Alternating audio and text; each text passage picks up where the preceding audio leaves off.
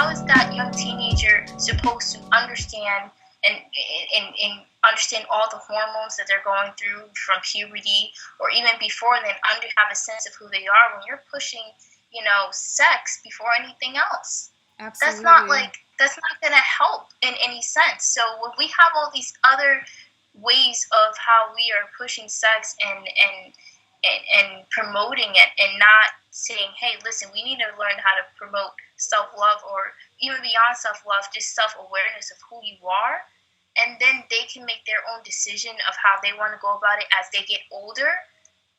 It's a vicious cycle, and it almost makes me scared to an extent of how I will be able to raise my kids, because I'm going to have to be more protected than I think my parents or anyone that's ever have to be in this day and age, due to this high rate of and rise of sex, child pedophilia. It's really scary to think about it in a way.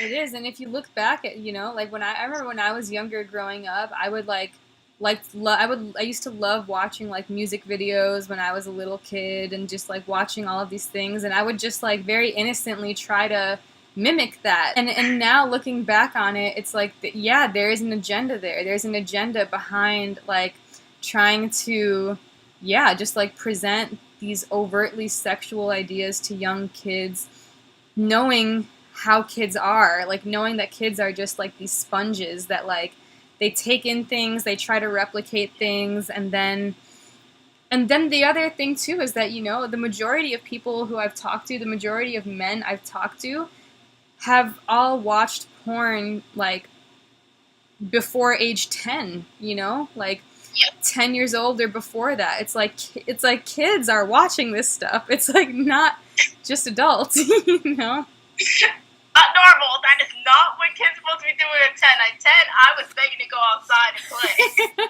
And I was crying because I was grounded for writing on the wall, let's just say, because I wanted to be expressive. That's what I was crying about wanting to do, not go and watching porn, okay? Yeah, I mean, so if you one of my friends, she was talking about how she caught her 5-year-old niece watching some porn on her mom's cell phone. Because, it's these cell phones, they're so easily, and especially with Wi-Fi and just high-speed internet, this stuff is so easy to get to nowadays, Yeah, and all the kids have iPhones now. Yeah. Actually, me seeing about how the way sex affects children, I'll give you a good example. I used to work at this gym, and I used to work at the daycare, and then I used to work at the front desk and the juice bar.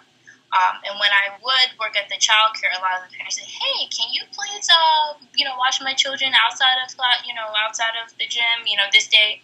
So one of the group of children were watching this video, and it was they were promoting I guess called Gummy Bear, but the whole time he was promoting his butt.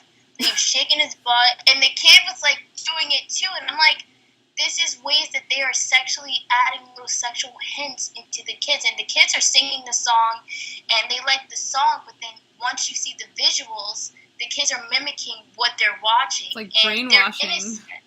Yeah, and who knows that maybe, a couple years later, whatever it is, this might make this child have some kind of curiosity about something that they don't know why they have this curiosity. It could have all started from just that one video, let's Absolutely. just say. You know what I mean? So actually, I had to, a lot of times as a babysitter, had to sit here and really be strict on how I had to monitor what they were watching. Mm-hmm. Because a lot of parents are just let them watch TV. And I'm just let them watch TV. The whole time.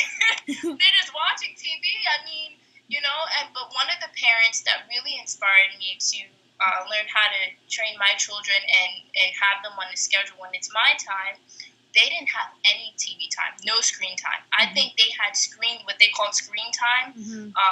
On the computers, on the TV, maybe once a day for an hour, if that, or even they would, I forgot how they had their schedule, but they were just super strict, but the children were so in tune with themselves. They would love to read books. Did puzzles.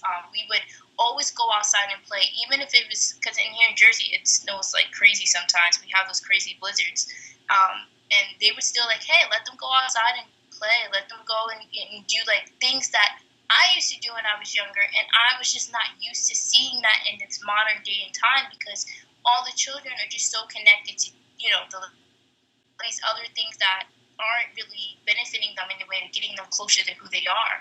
So that was just a powerful lesson I learned from just babysitting, how the way, you raise your children in a way, and what you're giving them, what you put in front of them, those first 7 years, they're going to absorb that like a sponge, and if you don't catch it, that can really be something that'll follow them into adulthood, into the adulthood and even furthermore. And when those things aren't fixed, it can really cause a lot of trauma